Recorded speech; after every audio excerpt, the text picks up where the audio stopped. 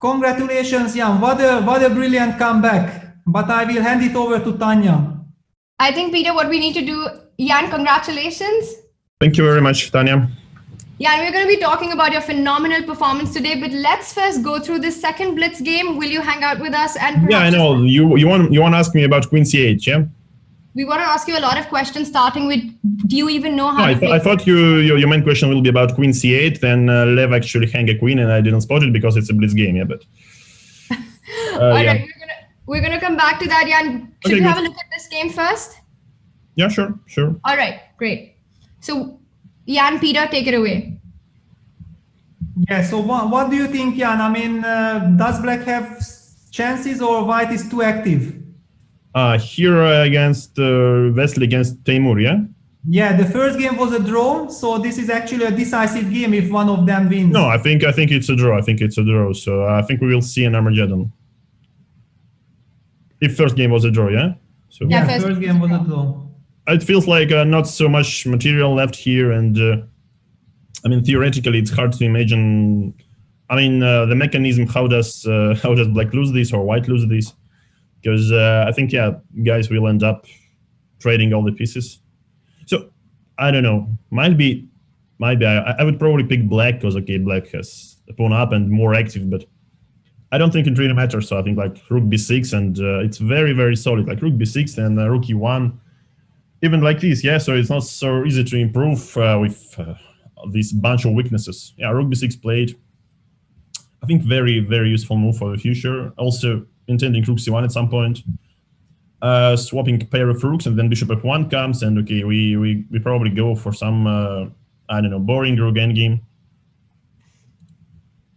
Yeah, this is exactly the point, that this Bishop on C6 is loose. Yeah, Timur moves it to E8, but like this he's losing coordination. He wants to go Rook C2.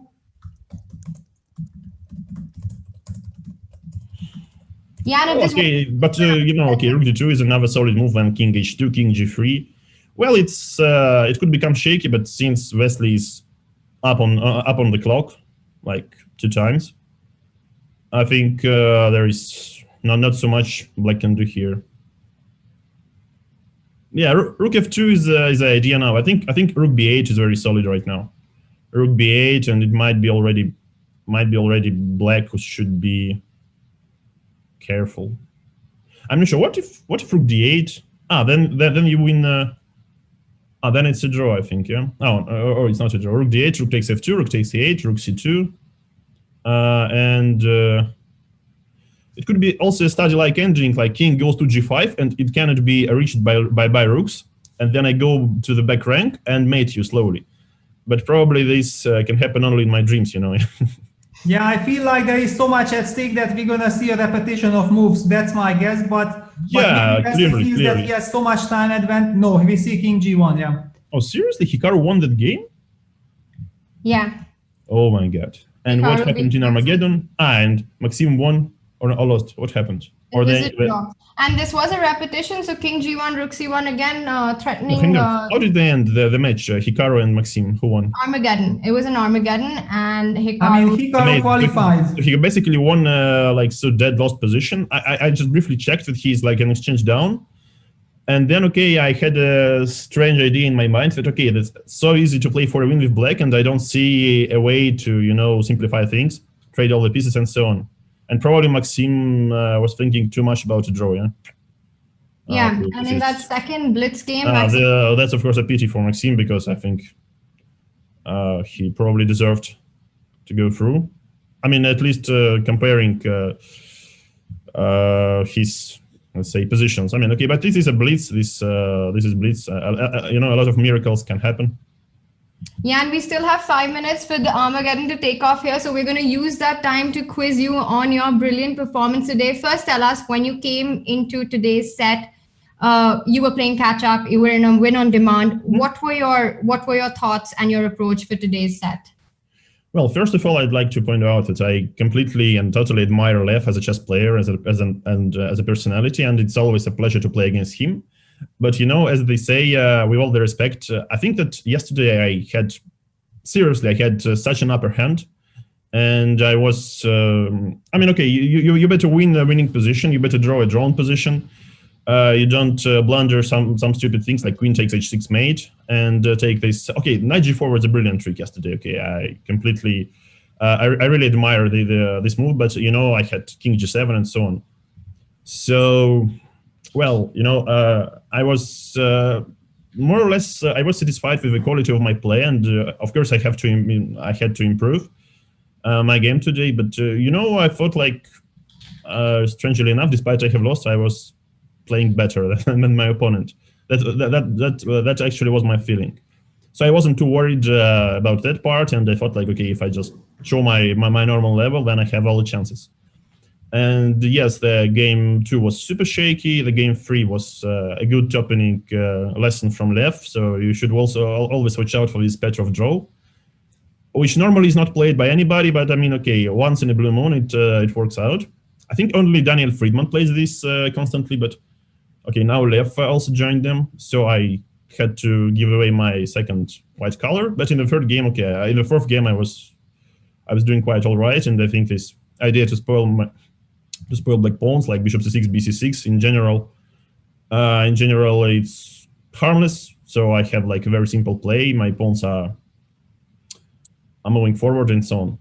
So I don't know, that's it. And okay, the final position like is a little bit crazy. Everything is hanging, but I can't say I enjoyed the game a lot. Of course, I would be happy to make a draw by repetition at some point, considering the match situation. But okay, you know.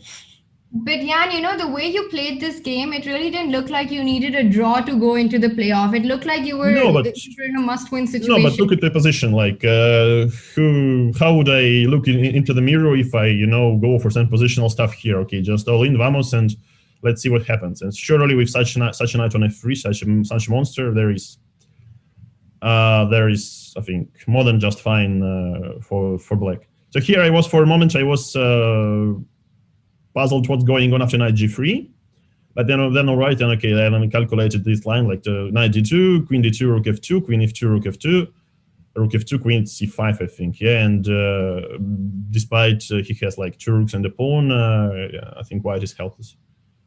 So rook f2, queen, yeah, this is hanging, everything is hanging, and rook takes f2, and then queen c5 probably.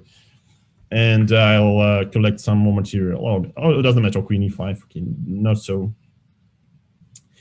such a big difference. So that's it. And yeah, for a blitz, I don't know. I just decided to play the first game with black because I was satisfied with my. Okay, with this English, the whole system looks fine. I mean, during this match. Okay, here just moved 36. Just watch out, move 36. Queen c8 check, and of course here, okay, who knows? I mean, okay, it's a blitz, but.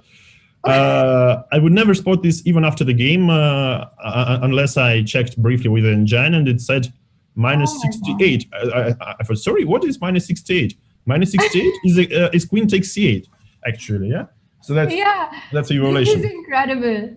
Yeah, that's a lesson for me to learn. And here, basically, queen takes a6 makes a draw. Yeah, so queen c8 was a brilliant trick. But I think they have also. Jan, you didn't see this after you played king g7 also? No, absolutely not. And you know what? What's funny? Probably after rook f3, if you would continue rook f3, I would play queen e6, most likely.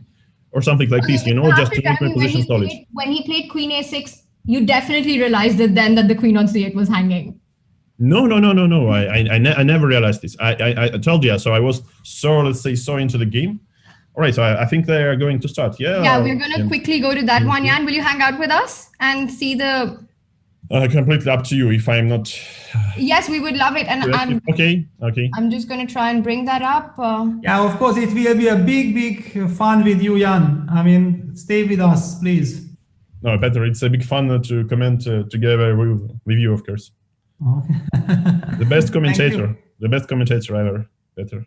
Well, thank you, but I'm still in a stress because I have to find this game. Where is this game? It's hiding. Doesn't matter, just. No, it's it was downstairs. Yeah. You spotted already, yeah? Yeah, I spotted some moves are going there. Down. Yeah. Yeah, right here. Here. That's it. So Timur goes for his old weapon, yeah, like this G3 B3 system, like ready opening. very, very smart, but I think actually Wesley suffered in this type of positions against Tigran Petrosyan in a well-known game. So might be a few, let's say, a few bad memories. And Timur is happy. But look at this, he blundered the rook. Oh dear, so he didn't take it. Oh my gosh. Oh my God. Okay, this is the shortest. Okay, not the shortest, but okay, this is, that escalated quickly. Yeah, that escalated quickly. But that's just over. Yeah, it's over. I mean, okay, you should give away a piece, but I mean, okay, well, there is no clue. You can play knight h5 here. I don't know, but okay, what's the clue here? Peter, everything that you predicted about the comebacks in second set is coming true. Jan, you know, Peter was saying that if players are able to bounce back on set 2, then they have a psychological advantage going into... No, I can explain you. The trick is that Peter just loves drama. Peter just loves drama. That's my job, all no? sorts of drama, yes? So he... Yeah, and here, yeah, poor Timur. So he was doing so great yesterday, and yeah, all right. Now Leslie should collect, get his style, you know, actually his stuff together. Yeah, rook c5, very nice. Just trade this annoying knight. Yeah, bishop h6 probably will follow, but okay, bishop h6 doesn't give much. Yeah, amazing. Yeah, of course, it's terrible, like when somebody loses like this, yeah, because it's not a fight. I mean, the Temur played brilliant chess, everything. I mean, I don't mind who qualifies, but definitely not like this when finally you lose a piece or you lose a rook just in one move. And in Anish match, who won, or it was a draw after all? Magnus qualified to the semis. Magnus qualified, yeah.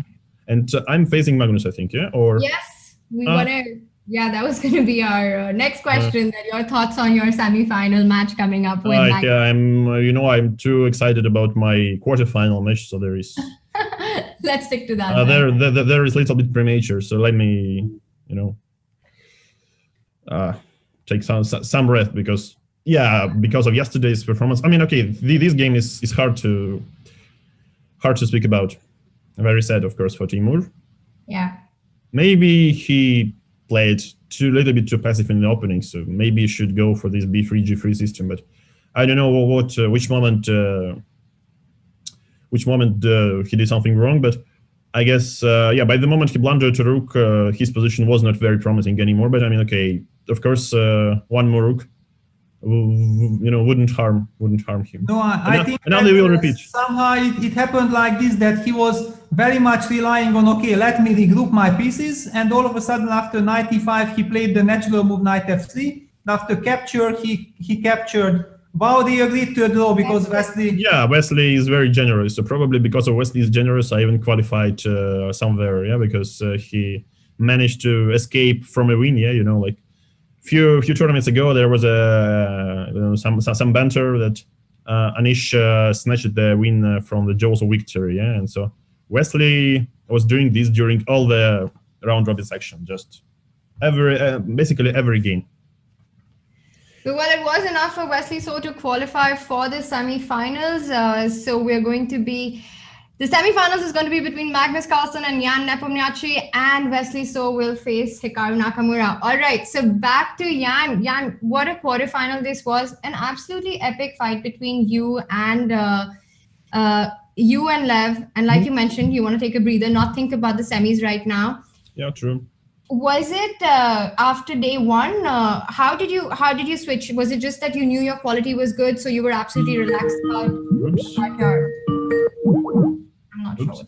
Well, I mean, once again, as I mentioned in the beginning of, I think I was satisfied with my quality of play, especially after what I did in the group stage. The group stage was awful for me. So the first day, I think I deserved something like 0 points, and okay, then I thought okay, I shouldn't play, I shouldn't risk too much with such a shape, such a poor shape, and okay, then let's make all those Berlin draws. So I think the game against Wesley shows this strategy was pretty good.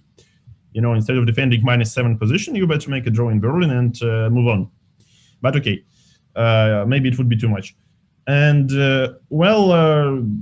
I think I missed a simple win against Levon Liam, and then okay, I managed to play a decent game against Svidler, but even in that game, I managed to not to take a rook after a knight fork in one move. So was plenty of space to improve. So I found out it's surprisingly that I play surprisingly well. Of course, I miscalculated and I lost the match, but it was far ahead of my expectations. So I wasn't that happy. So I just needed to focus and to prepare and to show some decent chess. Yeah, and we were talking about this very quick switch that the players have to make from the rapid portion of the game, and then immediately you have to go, if there's a tie, you immediately have to go into the blitz. Is that because you play so fast regardless of what the time control is, is that challenging at all to switch from a 15-minute to a 5-minute with a 3-second increment? Daniel, this will happen sooner or later. So if you go for a tie break, doesn't matter if it's a 3-day match or a 2-day match. If you don't determine a winner in the match 3, there you go for a tie break, and then you switch to a 5+3. So there is nothing new. And I wouldn't mind if this tournament would have 1 or 2 rest days, maybe 1 at least, somewhere in the middle, maybe before the semis, for example. But in general, this is a little bit more fair than anyway everyone is in the same state. So it wouldn't happen like someone wins easily and has an extra rest day, and another guy plays like three matches with like, let's say, 2 tie breaks, and that's I think that's it. Yeah, so this equalizes the situation a little bit. But I think both types of the format they both deserve some attention and consideration, of course. The good part is everyone is in the same conditions. That's true. Now, Jan, this was a moment that we were discussing, and Erwin was with us, and Erwin and Peter were extremely impressed with this exchange sacrifice. I think we want to ask you a little bit about that, Peter will. But my one question on this is, was this over-the-board inspiration or something that was part of the prep? I won't tell you. Yeah, okay. So I can explain. Okay, there is a great idea behind this, but in fact, it's not. No, I think fortunately for me, there is there is some compensation because of a long diagonal, and I think I even achieved some edge in the middle game. Yeah, I think I could play e4 after d4, but I couldn't evaluate the position. So of course the position was completely new for me. So it was like a poker face after I played. After I played castle, I found out there is no another way to protect the pawn. So I thought, all right. So here we go. Let's play b6 and then show like everything is all right. And Jan, you definitely managed to confuse us with Erwin, because first of all, we fell in love with this idea right from the start. It was like, wow, it's spectacular, fantastic. We of course couldn't know what to expect, but what happened in this game later on? Can you please tell us something? I don't know. It was a complete madness, and I think. I think the queen c2 is a very nice trick. So after queen c2, I couldn't believe I'm not winning on the spot with some like knight g5 and so on. I thought like the position like is calling for some brilliancy, but rook fd1 and then king f1, and there is nothing, completely nothing I can do. No threats. Okay. Some guys keep calling me on the Skype. Sorry. Yeah. So let me switch Skype for a couple of seconds. Yeah. So. And then we went to the endgame, and I think the endgame is briefly equal. Yeah, so maybe black need to be more accurate than white. Maybe I should have played king f8 immediately in the idea to catch the rook. It was king f8. I realized this only later, so this was very clever. King f8, and in case of rook e1, I would play. Here bishop a3 works. Here bishop a3 works, and bishop c5 comes with a check. Yeah. That's the difference. So might be what I did was correct, h5 and stuff. But okay, of course it was very, very messy, and of course I was losing at some point. But bishop takes g7. I wasn't sure how do I maintain control after I take on g7, rook e4. So surprisingly, rook e7 and rook e4 both is unpleasant. And might be he takes all my pawns on the king side and sacrifices the rook for a piece and a pawn and so on. So that's why I decided to play for a passer. And at this moment I completely lost control, and then I was just lucky. So the knight is jumping and so on. But for sure, I think I should have played rook b1 check at some point to have this rook h1 idea. and then I would be out of any danger. Maybe here, instead of before, like just give a check. And here, okay, I checked with the computer. There is some way like rook e1 check and g3 here or there, but also here like rook h1 and should be decent, I think. So shouldn't be losing at least. So that's it. But of course, the position is madness, and I don't think you could even do all the correct calculations, even then you have like 1 hour here. But having like few minutes makes you rely mostly on your intuition, and of course your intuition fails you, like in my case. Just that's what everyone saw. But okay, f6 was a nice try. Well, one move before the losing. So perhaps I was very unlucky yesterday. So turned out I was lucky today. So okay. Yeah, it felt like true magic that how you managed to hang on, and this f6 bishop d4. Of course, I was also genuinely surprised, that I managed to hang on. I didn't expect that, of course. Jan, even in the second blitz game, when you needed a draw with the white pieces, you were just you were going for it. You sacrificed on g5, and it looked unstoppable. And then Peter commented that Jan just doesn't know how to play for a draw. No, as I proved before, I know it very well how to play for a draw, very well. Like I just go queen e4 and queen d4, queen e4 and queen g4, yeah, and that's it. That's it for now. So what are those special circumstances when you go queen d4, queen e4? Because that wasn't today's. No, in first game against Lev, I felt like I'm playing so badly. I would better make a draw instead of losing. For the second day, I thought, all right, I'm now on +2. I shouldn't risk too much, so I'm not going to lose with black, of course. And then I blundered this silly opening trap against Hikaru. And then it was back to +1. +1 is no guarantee, so I switched back to some normal moves, so for some normal play. And this, I don't think I played well in the second blitz game, but I think that queen c3, queen a3 is a nice idea, after which it's hard for black to play for a win. And after queen c3, I became more or less calm that I'm not going to lose without a battle. And all the time this sacrifice on g5 would be good. I think I could do it even earlier, but I think after c4, c5 it even works out better. So, but of course, then computer sees the game, it will laugh at us. That's for sure. But here, d5, knight g5, I felt like, okay, now I'm in control, because knight takes e3, knight takes e7, and knight d6, very important, and no counterplay for black at all. And rook takes g2. No, you should go to e8. Otherwise, there is cb6, an exposed check at some point. And now knight d6 check, bishop d6, cd, rook g2, king h1, and I think it's over. So that's what I calculated, and by that moment I felt like, all right, this should be good for me. Absolutely. And yeah, now you've got an exciting semi-final match coming up, and I know the fans love to watch this matchup because you're one of those players who has absolutely no fear of the world champion, and your style of play proves that. So we're looking forward to it. I know you said you wanna take a breather and focus on your quarterfinal victory, but any initial thoughts going into the semi-finals versus Magnus? Well, with all the respect, I don't think that anyone on the roster is afraid of Magnus. This is more like, I don't know. I wouldn't call it a hype, but it's in general, the whole state. Like, I think no one afraid. We all, I think know each other pretty well, pretty good. So I don't think this is the way to set up, to set this question. But of course, it's probably the most challenging opponent for me, and probably not for me only. Yeah? So that's it. That's the only thing I can point out. Yeah, but I've always felt that when Magnus does play you, it always feels, because I think you and players like you and Daniel Dubov have this style that kind of get him out of his comfort zone.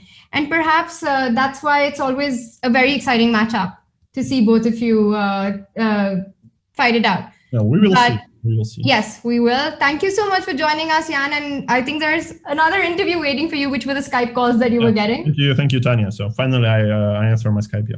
All right. We look forward to your games tomorrow. Yeah. Bye. Thank you. Congratulations. Thank you, Peter. Thank you. All the best.